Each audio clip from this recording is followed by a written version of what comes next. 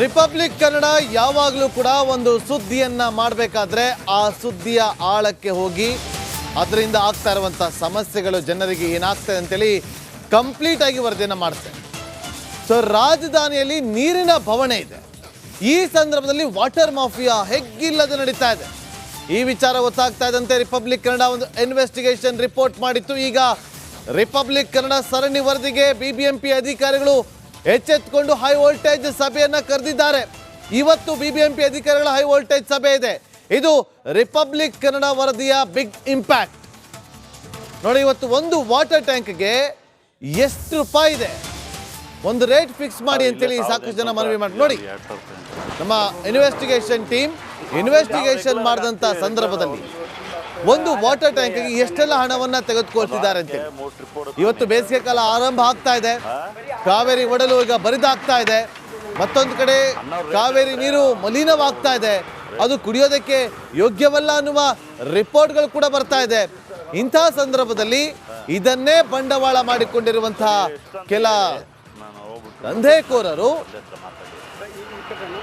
ಒಂದು ಟ್ಯಾಂಕರ್ ನೀರಿಗೆ ಸಾವಿರ ರೂಪಾಯಿ ಪಡೆದುಕೊಳ್ತಿದ್ದಾರೆ. 2000 ಇಲ್ಲೇ 1800 ರೂಪಾಯಿ ಆಗ್ತಿದೆ, ಅಲ್ಲಿ 2000 ರೂಪಾಯಿ. ಅನ್ನೋರು ರೇಟ್ ಹೇಳಿದ್ರೆ ಹೋಗ್ರು ರೇಟು ನೀರು ಅಡ್ಜಸ್ಟ್ ಆಗಲ್ಲ, ಅದೇ ಬಂದಿರೋದು. ಹಾಂ, ನೀವು ಎಷ್ಟು ಅಂತ ಹೇಳಿ ನಾನು ಹೋಗ್ಬಿಟ್ಟು ಲೊಕೇಶನ್ ಹಾಕ್ತೀನಿ. ನಾನು ತಂದೆ ಹತ್ರ ಮಾತಾಡಿ. ಹಾಂ ಹಾಂ 2000 ಇಲ್ಲೇ 1800 ರೂಪಾಯಿ ಆಗ್ತಿದೆ, ಅಲ್ಲಿ 2000 ರೂಪಾಯಿ. ನಾವು ರೆಗ್ಯುಲರ್ ಆಗಿ ಹಾಕ್ತೀವಿ. ರೆಗ್ಯುಲರ್ ಒಂದು 12 ವರ್ಷ ಆಯ್ತು. ಒಂದು ವಾರಕ್ಕೆ 3 ಟ್ರಿಪ್ ಓಡಿಸ್ತೀನಿ. ಹಾಂ, ನೀರು ಹೊಡಿಬೇಕಲ್ಲಣ್ಣ? ಸಿಗಲ್ಲ ಸಿಗಲ್ವಾ? ನೋಡಿ, ನೀರು ನಮ್ಮದು ಕಮ್ಮಿ ಆಗ್ಬಿಡುತ್ತೆ. ನಾಳೆ ಬೇಕಾದ್ರೆ ನಾಳೆ ಮಧ್ಯಾಹ್ನ ಸಿಗೋದು, ಎಲ್ಲ ಬೇರೆ ಕಡೆ. ನಾಳೆ ಸಿಗುತ್ತಾ? ನಾಳೆ ಮಧ್ಯಾಹ್ನದಲ್ಲಿ. ಎಷ್ಟು ಲೋಡು? ರೋಡ್ ಎಷ್ಟಣ್ಣ? ಎಲ್ಲಿಗೆ? ಕೆಂಚನಲ್ಲಿ ರೋಡು. ಕೆಂಚನಲ್ಲಿ ರೋಡು ಅಲ್ಲಿ ಇದು ಕೃಷ್ಣ ಗಾರ್ಡನ್ ಇದೆಯಲ್ಲ. ಸಿಕ್ಕರು ನಾಳೆ ಸಿಗ್ಬೋದು ಅಷ್ಟೇ. ನಾನು ಕೇಳಿ ನೋಡ್ತೀನಿ. ಫೋನ್ ನಂಬರ್ ತಗೊಂಡೋಗಿ ನೀವು ಬೆಳಗ್ಗೆ ಫೋನ್ ಮಾಡಿ. ಎಷ್ಟಣ್ಣ ಲೋಡು?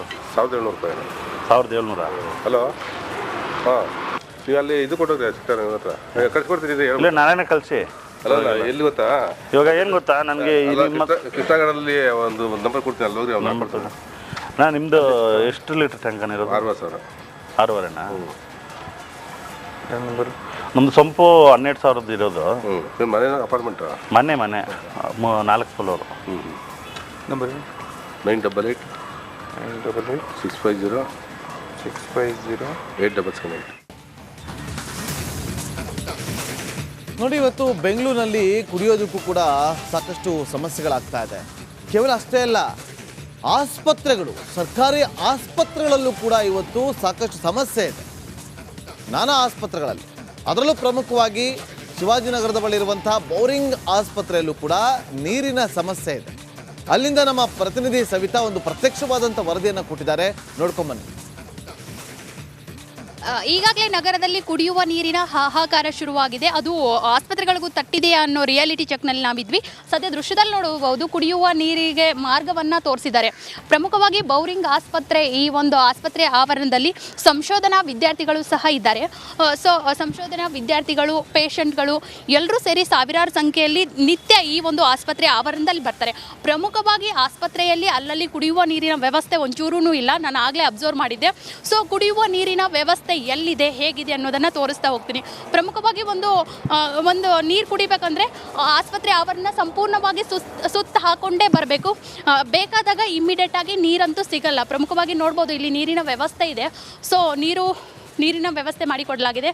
ನೀರು ಅಮೂಲ್ಯವಾದದ್ದು, ಓಕೆ, ಐ ಅಗ್ರಿ. ಬಟ್ ಅಮೂಲ್ಯವಾದದ್ದು ಟೈಮ್ಗೆ ಸರಿಯಾಗಿ ಬೇಕಾದಾಗ ಸಿಗಬೇಕಂದ್ರೆ ಆಸ್ಪತ್ರೆಯೇ ಹಿಂಭಾಗದಲ್ಲಿಯೇ ಬರಬೇಕು. ಇಲ್ಲೆಲ್ಲ ನೀರು ಆನಿದೆ, ನೀರು ಬರ್ತಾ ಇದೆ. ಬಟ್ ಬೇಗ ಬೇಕಾದರೆ, ಒಂದೊಮ್ಮೆ ಏನಾದರೂ ಎಮರ್ಜೆನ್ಸಿ ಇದ್ದರೆ, ಅಥವಾ ರೋಗಿಗೆ ಸುಸ್ತಾಗಿದ್ದರೆ, ಅಥವಾ ಕಣ್ಣಿಗೆ ಕತ್ತಲೆ ಬರ್ತಿದ್ರೆ, ಇಂಥ ಎಲ್ಲ ಘಟನೆ ಆದರೆ ಆಸ್ಪತ್ರೆ ಹಿಂಭಾಗದಲ್ಲೇ ಬರಬೇಕು. ಹೊರತಾಗಿ ಆಸ್ಪತ್ರೆಯ ಆವರಣದಲ್ಲಿ ಕುಡಿಯುವ ನೀರಿನ ವ್ಯವಸ್ಥೆ ನಮಗೆ ಎಲ್ಲೂ ಕಾಣಸಿಗಲಿಲ್ಲ. ಮತ್ತಷ್ಟು ಮಾಹಿತಿಯನ್ನು ಕೊಡೋದಕ್ಕೆ ನಮ್ಮ ಮೆಟ್ರೋ ರಿಪೋರ್ಟರ್ ದೀಪ್ತಿ ಅವರು ಲೈವ್ನಲ್ಲಿ ಜಾಯ್ನ್ ಆಗಿದ್ದಾರೆ. ದೀಪ್ತಿ, ಇವತ್ತು ರಿಪಬ್ಲಿಕ್ ಕನ್ನಡ ನಿರಂತರ ವರದಿಗೆ ಎಚ್ಚೆತ್ತುಕೊಂಡಿರುವಂತಹ ಬಿಬಿಎಂಪಿ ಅಧಿಕಾರಿಗಳು ಇವತ್ತು ಸಭೆಯನ್ನು ಕರೆದಿದ್ದಾರೆ. ಸಭೆ ಕರೆದ್ರೆ ಸಾಲದು, ಸಭೆಯಲ್ಲಿ ಒಂದು ದೃಢವಾದಂಥ ನಿಲುವನ್ನು ತೆಗೆದುಕೊಳ್ಬೇಕು. ಏನಾಗುತ್ತೆ ಇವತ್ತು ಸಭೆಯಲ್ಲಿ, ಏನು ಚರ್ಚೆಗಳಾಗಬಹುದು ದೀಪ್ತಿ?